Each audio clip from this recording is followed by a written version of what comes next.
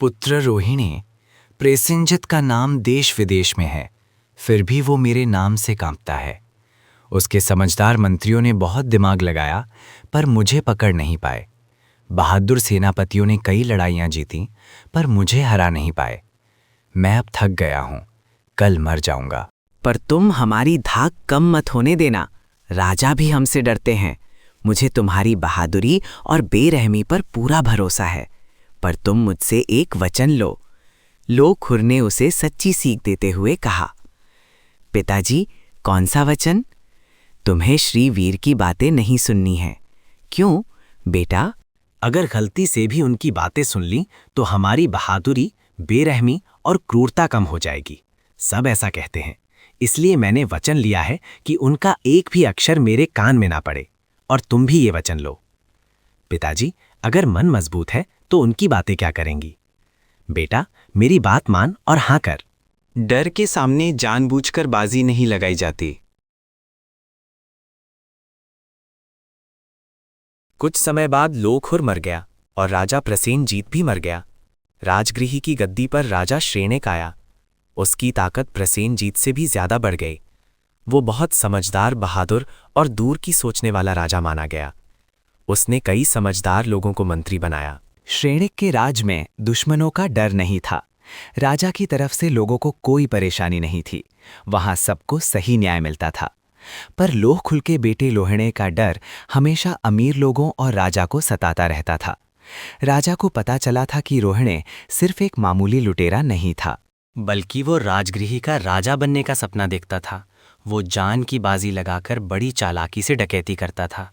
अभय कुमार जैसे समझदार मंत्री ने उसे पकड़ने की बहुत कोशिश की, पर वो अपने साथियों के साथ व्यवहार पर्वत की गुफा से आता, डकैती करता और पानी की तरह गायब हो जाता। किसी को पता नहीं चलता था कि वो कहाँ गया। अभय कुमार ने एक जाल बिछाया, रोहिणी को पकड़ने की कोशिश की। सैनिकों को लगा कि वो पकड़ा गया, पर वो बिजली की तरह सैकड़ों सैनिकों के बीच से भागा और राजगृह के दरवाजे पर आ गया। सैनिक उसके पीछे पड़े, पर वे उसे पकड़ पाते उससे पहले ही वो शेर की तरह कूदकर राजगृह का किला पार कर गया। अकेला रोहिणी भाग निकला, जैसे जंगल का शेर शिकारियों के बड़े झुंड या उनकी आवाजों की परवाह नहीं करता। वो रास्ता देखता है या नहीं देखता, एक झाड़ी से दूसरी झाड़ी में चला जाता है और गहरी गुफा में छिप जाता है। वैसे ही रोहिणी भी पीछे पड़े सैनिकों की परवाह किए बिना, रास्ता देखे बिना झाड़ियों से गुजर रहा था। तभी उसके कानों में एक मीठी आवाज पड़ी। वो थोड़ा और पास गया तो पता चला कि ये आवाज किसी और की नहीं, बल्कि लोगों को ज्ञान देने वाले श्री महावीर परमात्मा की थी।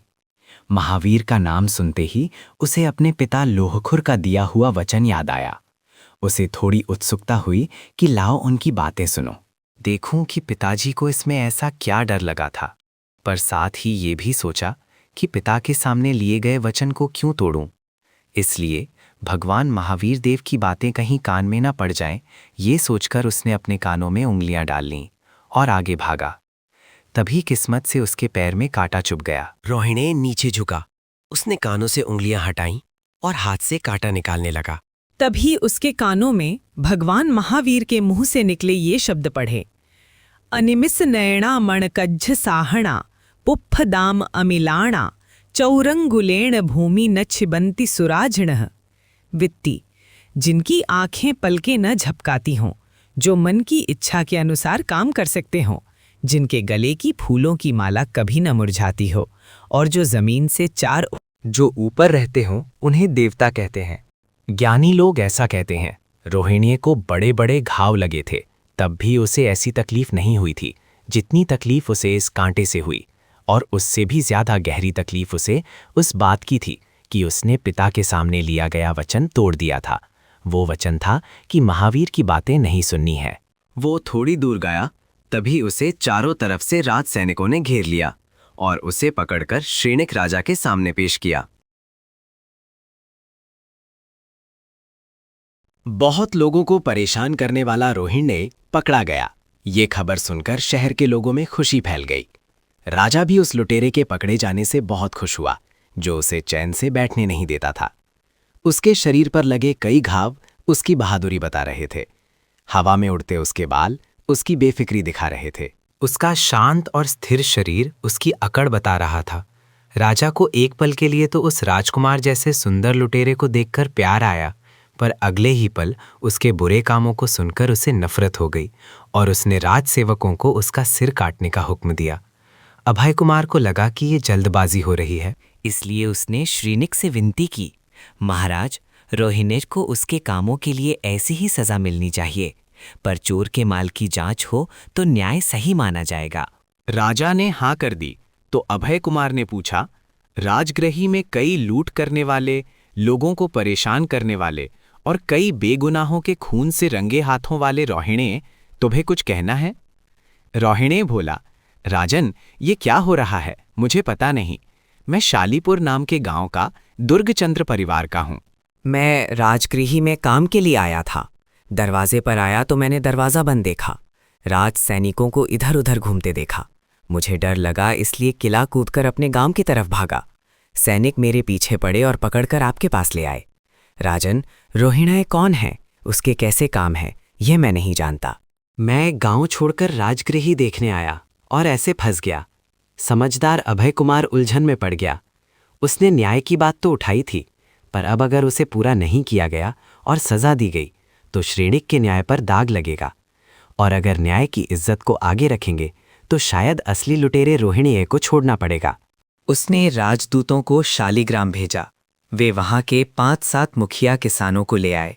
कोई काका, कोई भाई, कोई दोस्त कुरुचिंद कुरुचंबी कहते हुए रोने लगे और कहने लगे कि तुम्हें राजगृही देखने का कहाँ से शौक चढ़ा कि बेगुनाह होकर तुम्हें राजा का कैदी बनना पड़ा। अभय कुमार ये सब रोहिणी का पहले से बनाया हुआ नाटक है, ये पूरी तरह समझ गया, पर न्याय की तसौटी पर अब उसे साबित किए बिना कोई चारा नहीं था। उसने रोहिणी को तुरंत के लिए हिरासत में रखा। स्वामी, आपकी जय हो, आनंद हो, आनंद हो। आप इस देव विमान के मालिक देवता के रूप में पैदा हुए हैं।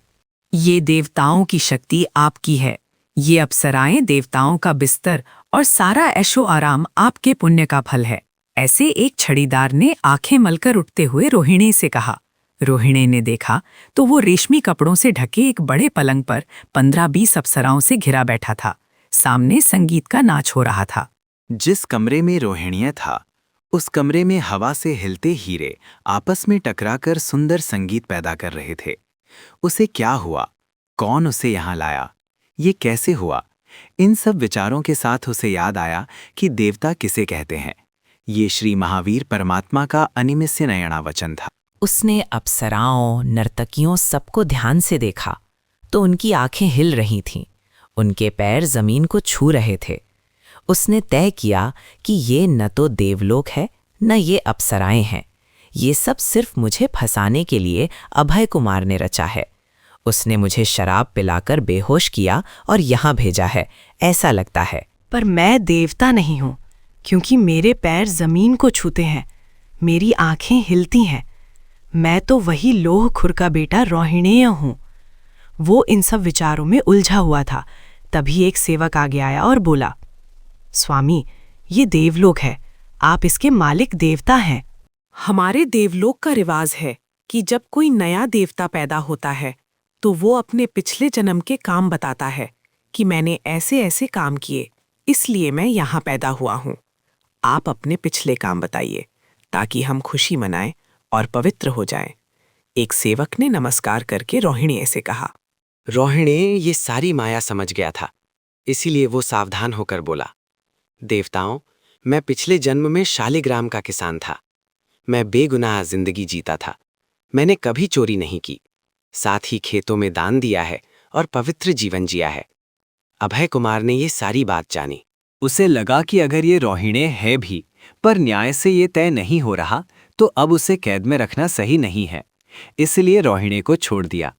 रोहिणी छूट गया, पर अब उसे चोरी, लूट या झगड़े में कोई दिलचस्पी नहीं रही। उसका मन अनिमिष नयना की महावीर की बातों में ही लग गया। बिना इच्छा के सुनी हुई इस बात ने मुझे जीवन दान दिया, तो अगर सही समझ और इच्छा से उनकी बातें सुनी जाएं तो क्या अच्छा नहीं होगा? पिता गलत थे, मैं भी उनके वचन से भटक गया था। अब तो मैं उन्हीं की बातों का हमेशा पालन करूं और उन भगवान की शरण में जाऊं।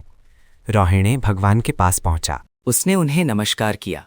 उसने चोरी न करने का नियम लिया और एक समय का लुटेरा रोहिणिया एक बहुत अच्छा संत, परोपकारी, शांत आदमी बन गया और उसे सच्ची स्वर्ग की खुशी मिली। और उसने दुनिया के सामने ये मिसाल रखी कि बिना इच्छा के भी सुनी हुई जिनवाणी कितना भला करती है।